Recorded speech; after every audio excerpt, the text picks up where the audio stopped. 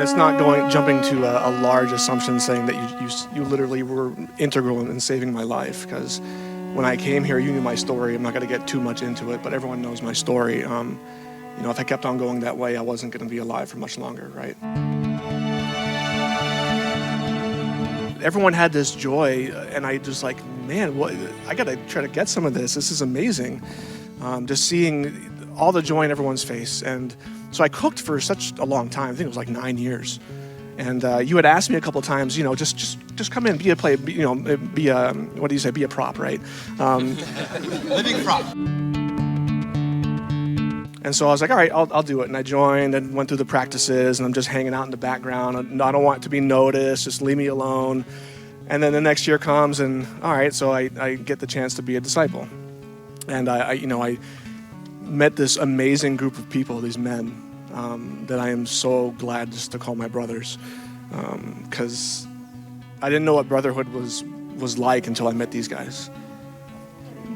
The ministry behind the scenes, the fellowship, the talking about real life stuff, and applying it with what was going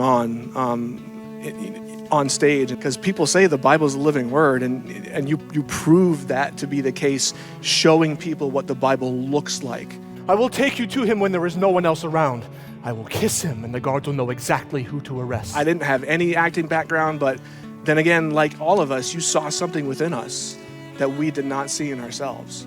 There's no way 10 years ago you would have looked at me and said, you're going to be on stage saying 1 or 2 lines. No way. That's not me. I'm an observer. I'm not a doer, right? And then I found joy in that.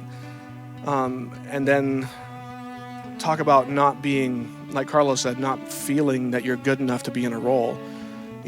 Getting the role of Jesus. My kingdom is not of this world, for your ways are higher and greater than ours. The focus for me, is on the people sitting in those seats. And a lot of them were my coworkers. None of them knew the Lord at all. And the first year I started out as in the ensemble, just in the crowd, I invited 4 people, they came. And then next year I was a disciple, I invited 8 people and they came. And then as Judas, I had 16 people and they came. And then as Jesus, I had 24 people and they all came. He had some really, really bad experiences, him and his wife, about church. And he's like, that's not for me. This particular person and his wife, the year I played Jesus, they came to the show, and a couple weeks later, he shared with me that him and his wife accepted the Lord as their Savior, and they started going to church. That's just, yeah. From a history of having a very bad taste in their mouth from religion in general, and now they have a beautiful daughter, and they're continuing to be involved in their church. Yeah.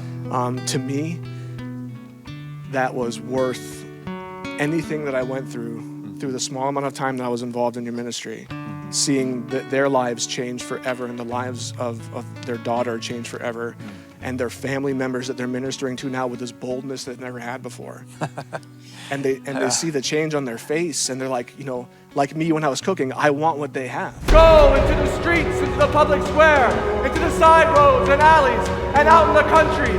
Invite everyone, the rich, the poor, the good and bad, the crippled, the blind, and the lame.